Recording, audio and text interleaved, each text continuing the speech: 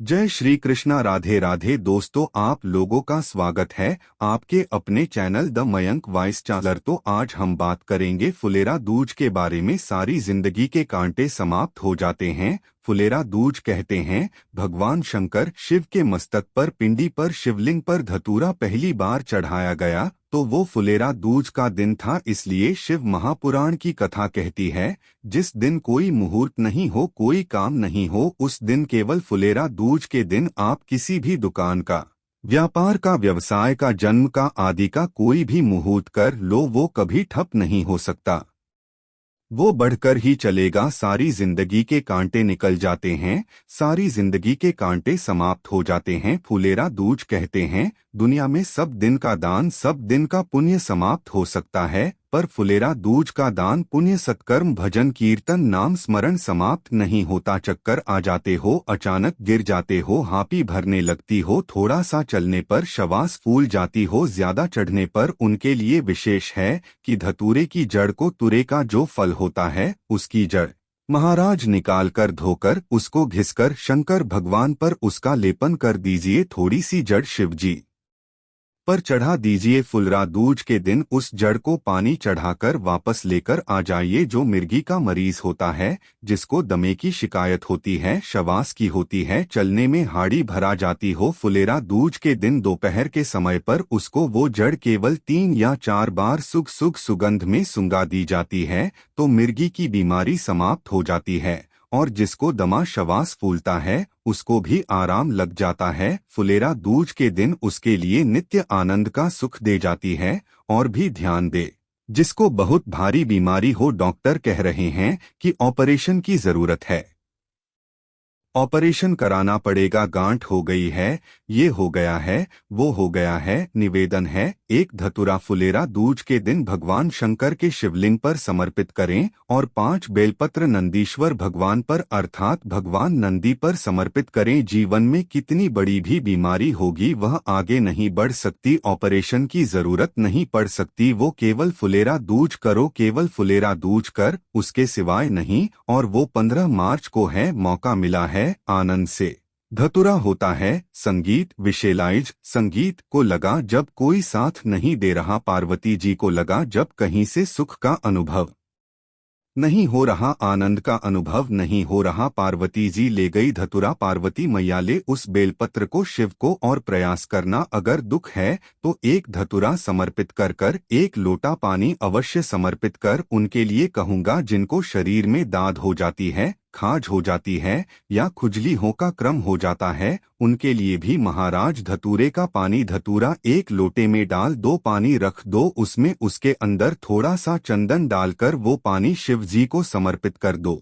वही पानी को लेकर जाइए और कुछ देर तक शरीर में लगाकर बैठ जाइए। महाराज वो केवल फुलेरा दूज का है, महाराज उसको शरीर में लगाकर थोड़ी देर बैठ जाइए, 15-20 मिनट तक शरीर के अंतर्गत कोई वस्त्र ना हो, उस वस्त्र को उतार कर उसको लगाकर बैठ जाओ। 2.5 से 3 महीने में दांत खा किसी भी चर्म रोग होगा वह धीरे धीरे समाप्ति की ओर हो जाएगा। महाराज फुलेरा दूज का महत्व शास्त्र कहता है, भले इसको छुपा कर रखा गया हो शास्त्रों के अनुसार, पर इसकी महत्व का जो दुकान, जो व्यापार, जो व्यवसाय, और पहले भी आपको कहा, मान लो आप शिवरात्रि के दिन रात को भगवान शंकर को धतूरा चढ़ाते हो व्यापार व्यवसाय के लिए, और वह धतूरा आप शिवरात्रि के दिन सुबह 4 बजे से पहले नहीं बांध सकते तो उस धतूरे को फुलेरा दूज के दिन लाल वस्त्र में बांधकर अपने व्यापार वाली जगह पर बांध दो। जीवन में कभी व्यापार नीचे नहीं जाएगा, बढ़ता ही चला जाए।